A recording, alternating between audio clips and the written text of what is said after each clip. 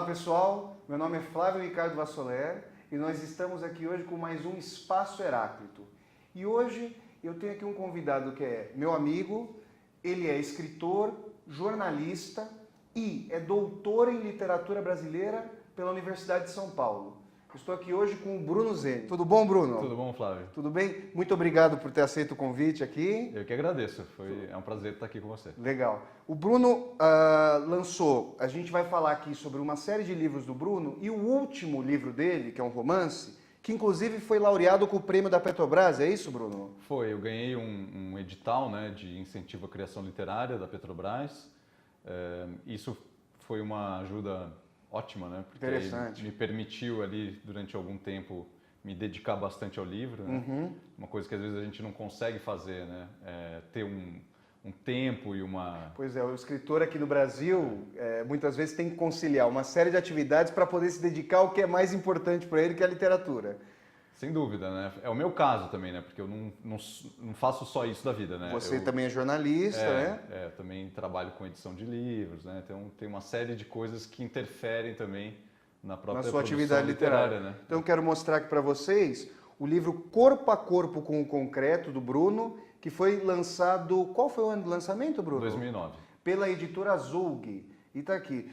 E é interessante, eu já conversei com o Bruno sobre isso, a gente vai ter a oportunidade de conversar sobre isso agora, que para o leitor, o Corpo a Corpo com o Concreto, que é um nome bastante interessante, traz uma experiência de mostrar como o escritor consegue capturar na sensibilidade e na sutileza do cotidiano as experiências que vão sendo forjadas em narrativa, em poética.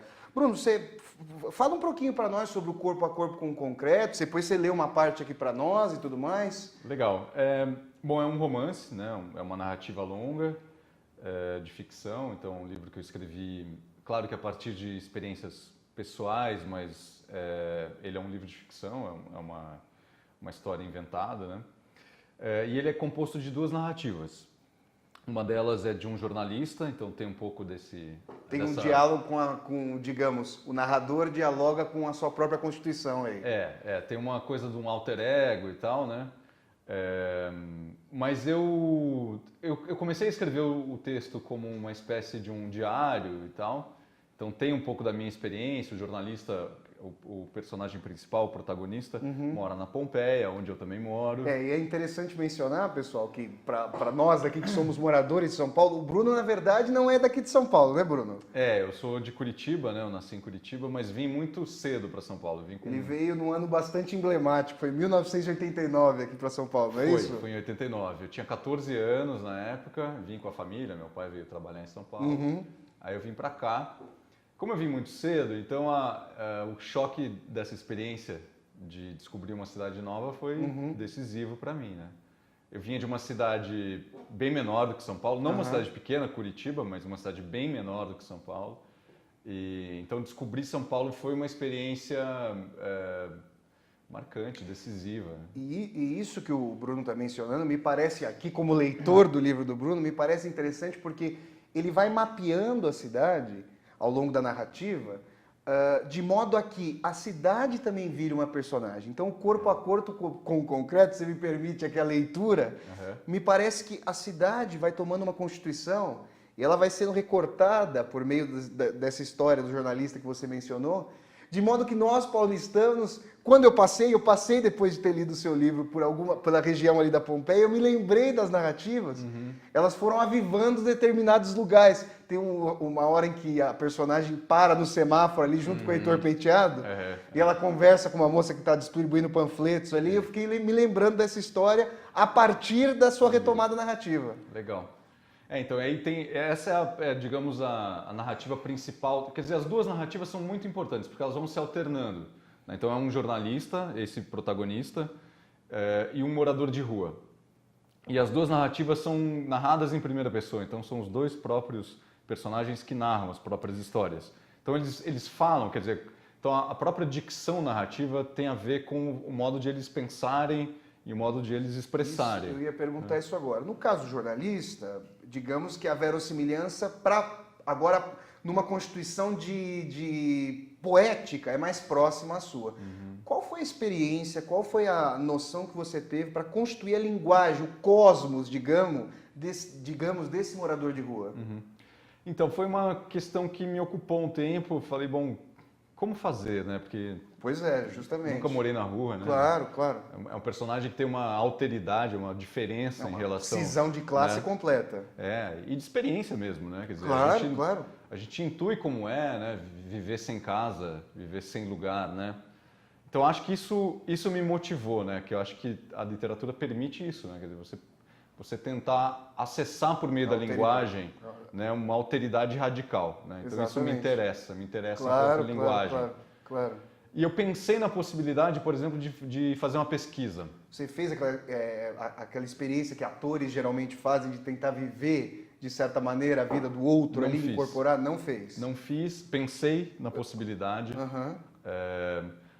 Não digo que eu pensei na possibilidade de morar na rua, que seria algo um pouco radical, mas eu pensei, por exemplo, em fazer entrevistas com moradores de rua. Você conversou com moradores? Eventualmente, alguma coisa, mas eu acho que isso não foi decisivo exatamente. Porque o que eu acho? Primeiro, por que eu pensei nessa possibilidade? Primeiro, porque para acessar uma experiência radicalmente diferente. Outra, porque acho que é uma ideia que tem precedentes na literatura, bons precedentes. Por exemplo, se a gente pensar na obra do Guimarães Rosa. Né? Que fez isso, a partir dessa ideia de alteridade radical, né, com os jagunços, com os vaqueiros, com a população do sertão, o Rosa decidiu fazer isso. Reconstituir o universo mediado pela fissura da linguagem.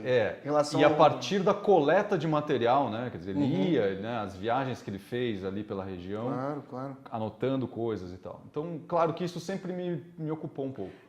Mas eu decidi, só para complementar, eu decidi não fazer justamente porque eu não queria estabelecer uma relação de representação realista pretensamente fidedigna com o negócio, entendeu? Eu quis partir de uma construção de imaginação radical também. Então, elaborar uma linguagem, isso foi o desafio dessa narrativa. Elaborar uma linguagem ao mesmo tempo verossímil, né, que a gente entenda que seja um morador de rua, mas ao mesmo tempo sem tentar supor que aquilo é um morador de rua por excelência, porque o risco disso, eu acho, é você cair no estereótipo. Né? Cair num estereótipo do que é tal personagem. Né? Mas, de certa maneira, então, digamos que há um hibridismo na constituição dessa personagem. Você vai até a alteridade dela, você vai até a constituição do que seria um morador de rua, mas busca, de certa maneira, uma linguagem que não reconstitua aquele universo, que também fique com uma experiência mais próxima da sua, digamos. Bom, eu acho que o espírito do livro é um pouco esse, né? Porque é um livro que contrapõe duas trajetórias e duas experiências justamente muito diferentes, mas que o próprio ato de juntar as duas ou de ir narrando uma e outra, porque elas vão se alternando, tem por objetivo um pouco isso, quer dizer, você explorar os distanciamentos e as proximidades. Então, num determinado momento, esse jornalista encontra o morador de rua e eles estabelecem ali um diálogo. As duas narrativas se cruzam. Elas se encontram, né? Elas estão o tempo inteiro se aproximando e se afastando, né? E a narrativa é justamente, esse livro é justamente sobre esse encontro. Que está sempre iminente, ele está sempre por acontecer. Né? Em determinado momento ele acontece, não vou contar muito a história aqui, mas em determinado momento ele acontece, né? E aí, mais para o final do livro, aí há uma virada na narrativa, né? Mas então eu acho que essa tentativa de se aproximar de um personagem muito diferente, de se distanciar dele, eu acho que faz com que a construção de linguagem ganhe com isso.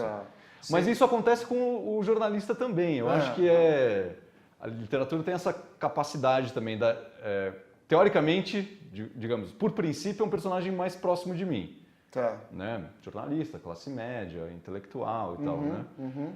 Mas a partir do momento que você cria um personagem, imediatamente você se distancia dele, né? Não sou mais eu, né? Claro. Não sou mais eu. E quando eu percebi isso, quer dizer, claro, comecei escrevendo de uma maneira muito colada a minha experiência, mas quando eu percebi que eu não queria escrever sobre mim exatamente, sobre eu, Bruno, né?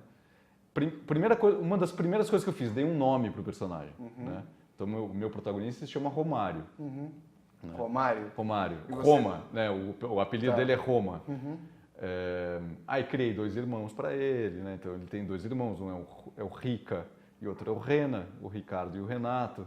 Então tem uma brincadeira aí familiar e de constituição do personagem que também fez com que eu me distanciasse dele, né? E eu pudesse imaginar uma história que poderia ser a minha, mas não é a minha. E eu ia te fazer uma pergunta agora, porque você estudou no doutorado João do Rio, se eu não me engano. João certo? Antônio. João Antônio. Uhum.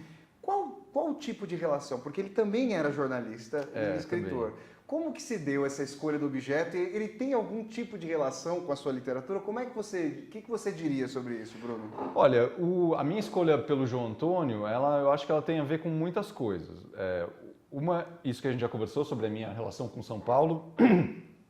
Então, como eu vim muito novo, a descoberta da cidade me marcou e então a literatura feita em São Paulo é algo que me interessa, né? Não só no João Antônio.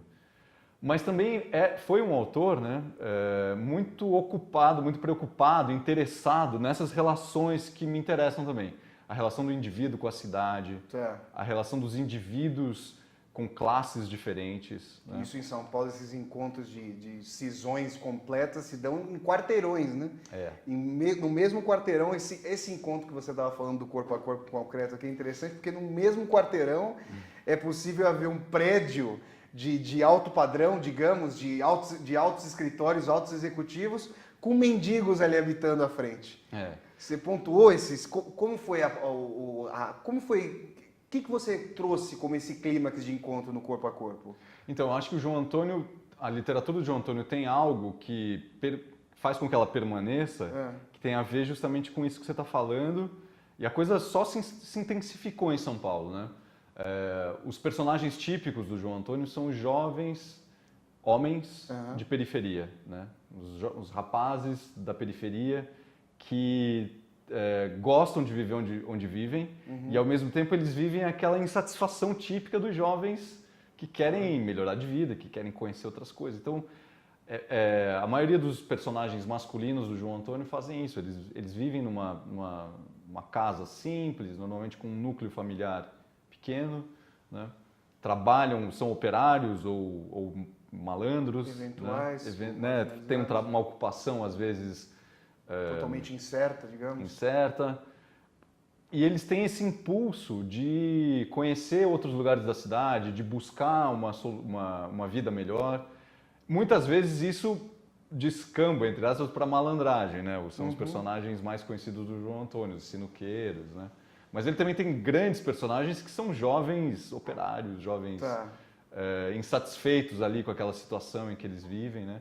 E é isso que São Paulo tem, né? Quer dizer, você anda, às vezes é no próprio quarteirão, como você falou, mas se você anda 2 quilômetros, a cidade muda completamente, né? Então você tem, digamos, você tem tempos históricos que convivem e essas fraturas em São Paulo estão muito evidentes, né? Isso seria interessante, Bruno, até para mostrar aqui para os espectadores do Espaço Heráclito, essa cisão. Você gostaria de ler aqui trechos do corpo a corpo para mostrar para nós o que representaria essas duas camadas de tensão no livro? Legal, pode ser. Como eu disse, né, então são duas narrativas, né? Eu tentei imprimir dois ritmos um pouco diferentes a elas, né? Mas como as duas são em primeira pessoa, então são os dois protagonistas narrando, né? Também tem um pouco de uma certa brincadeira intencional de eventualmente até confundir um pouco as duas vozes. Né? O próprio título aponta um pouco para isso, né? O corpo a corpo tem essa brincadeira entre dois personagens, né? Então vou ler primeiro um pequeno trecho do morador de rua, né? Tá naquele momento em que ele está completamente sem dinheiro e ele decide pedir um dinheiro no farol. Algo que nós de classe média e em São Paulo conhecemos bem. Algo contumaz. Né? Algo que pertence a essa flora coisificada. Exatamente. Esse rol de experiências coisificadas que a gente vive. E o que eu tentei fazer foi tentar imprimir quer dizer, ele narrando. Então, imprimir uma certa agressividade que está dada, quer dizer, é uma relação completamente desigual, né, entre o morador de rua e os motoristas, por exemplo, né? Mas isso se dá na interioridade dele, que é algo que a gente não conhece, em geral, né? A gente não conhece a interioridade de um morador de rua. Para a gente é dado o alinhamento, digamos. Para quem está dentro do carro tem um alinhamento, aquela barreira, a barreira do vidro. Exatamente, né? Cada vez mais esfumaçada pelo insufilme. Estou curioso para ver como é que se dá isso, como é que essa violência é introjetada, digamos. E tem justamente essa ideia, né, de que o corpo a corpo com o concreto tem essa ideia de que o morador de rua, ele vive sem nenhuma mediação com o espaço concreto da cidade, né? Então tem o título aponta um pouco para isso também. Vive a crueza ali, a nudez do concreto, digamos. Então esse é um capítulo que começa assim, né? Paro junto aos automóveis e ensaio um gesto desajeitado. Eu peço sem jeito. Fome de abrigo. Não albergue nem esmola de boa vontade. Mais desfalque e confusão. Depois para outro pico. Mas não posso ir longe, não mais nem além do que minhas pernas são capazes de me conduzir. Eu procuro o limite de mim mesmo de encontro ao mundo que me aparece e me empurra com repulsa de coisa sem vida rumo ao desconhecido. Paro junto às carruagens e, metal contra metal, aceno com o pedido. Sou vadio e pedinte, digo para mim mesmo. E eles, eu digo, vadios. Persigo meus cobres e mesmo digo a quem. Metal contra metal, eu mostro-as para eles moedas. As fichas entre meus dedos, eu aos motoristas mostro. Ferro com ferro, os carros se tocam, mas eu quero o meu, eu digo. Dá um troco, eu digo. Ô senador, dá um tanto. Ô deputado, dá 1 quilo. Ô empresário, dá uns picos. Ô jornalista, dá um lero aqui comigo. Dá em espécie, que eu estou na pior. Dá no couro, papel, um copo, rango, frango, carne, gole, bebida. Ô motorista, dá o que tem. Ô advogado, faz a certa. Ô fazendeiro, manda um verde, das verdinhas, um lote. Eu babo de fome nos vidros das carruagens motorizadas. Me penduro nas máquinas, me atiro sobre elas. De continuar, as impeço. Saboto com o meu corpo o andar da carruagem. Eu amedronto e feio faço. Olha, então, um trecho bem interessante. Aqui, tentando traduzir a experiência de quem está, agora do leitor e do ouvinte, tem um acúmulo vertiginoso de imagens e tem um acúmulo de substantivos ali passando toda essa narrativa que mostra que a vida dele é despida de adjetivo e qualidade. Essa crueza do concreto que a gente estava falando. Você concordaria com isso? Não, concordo. Acho que tem essa coisa da coisificação, né? Quer dizer, então ele está numa posição de meio acuado, né? Ele tem que tentar conseguir alguma coisa, né? E é algo muito material, né, que ele quer. Ele pede coisas, né? Muito material. E a própria construção de linguagem, acho que ela lida com fragmento, até eu tentei em alguns momentos escrever mal, digamos assim. Quer dizer, fracionar a narrativa, né? Fazer com que ela ganhe uma certa trepidação, inversões que façam com que seja um discurso incômodo, né? Seja um discurso fraturado, que tenha a ver com essa experiência, né? Seria interessante pensar que, para alguém que não teve a mediação de um ensino formal minimamente regular, para alguém cuja vida é completamente fraturada, a tentativa de imaginar como é que seria a lucubração de um fluxo de linguagem implicaria uma série de rupturas que você foi tentando trazer na narrativa. Isso é uma experiência interessantíssima. Eu acho que tem a ver com, digamos, com essa condição de classe, com a formação do mendigo, digamos, né, com o morador de rua, mas tem a ver com a situação também, né? Ele vai abordar os carros, né? E aí a própria linguagem dele ganha uma coisa meio quebradiça, né? Meio interrompida, né? Meio difícil, né? Então, só se você quiser, só para ter ideia de como o discurso do jornalista é um pouco diferente, né? Claro, digamos, é um pouco mais sereno, articulado, digamos. Um pouco mais articulado. Tem ali, esse capítulo parte da casa dele, então, claro, já tem uma posição pessoal muito mais confortável, né? A porta da garagem sobe e o sol da manhã atinge meus olhos ainda sonados da noite que passou. Ilumina as casas do outro lado da rua, tingindo de cores fortes as fachadas antigas, mas bem cuidadas, as platibandas que apontam o céu e as janelas de vidro frágil e formato anacrônico, as velhas construções da Pompeia. Resistirão até quando essas casas, ingênuas em sua fragilidade de coisa passada e renovada coloração? A garagem se abre lentamente, me revelando o mundo, e avanço com meu carro, ainda avariado, rumo ao dia que começa. Ele acabou de bater o carro, então ele está ocupado com o fato de ele ter batido o carro, e ele pensa em se livrar, vender o carro, abandonar o carro. Então esse acontecimento chama a atenção dele para a cidade de um modo geral, né? Então é esse momento em que ele sai de carro, né, para a vida, né, para o dia a dia, né, e a perspectiva dele é toda a partir do carro, né? Mas ele está ocupado com o espaço externo. Agora, eu não sei qual foi a impressão do espectador aqui do Espaço Heráclito, mas é interessante pensar que é um fato comezinho, digamos, um fato cotidiano.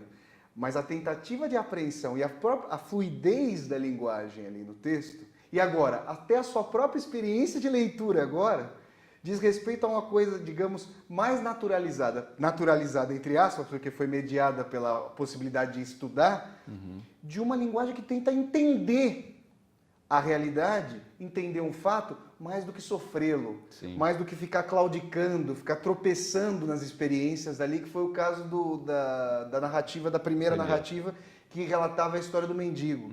Essa experiência é interessante, porque no Brasil a tentativa de construção narrativa pressupõe, no seu caso, uma formação, mas essa tentativa de buscar o outro e tentar, pela linguagem, retratar esse universo, esbarra numa série de bloqueios, mas também numa tentativa que tem um viés político, né? Sobre o qual a gente até pode falar posteriormente nesse nosso segundo bloco. Então, eu quero interromper um pouquinho o nosso programa. Daqui a 3 minutinhos nós voltamos com o Espaço Heráclito para continuar conversando aqui com o Bruno Zeni, pessoal. Tchau, tchau.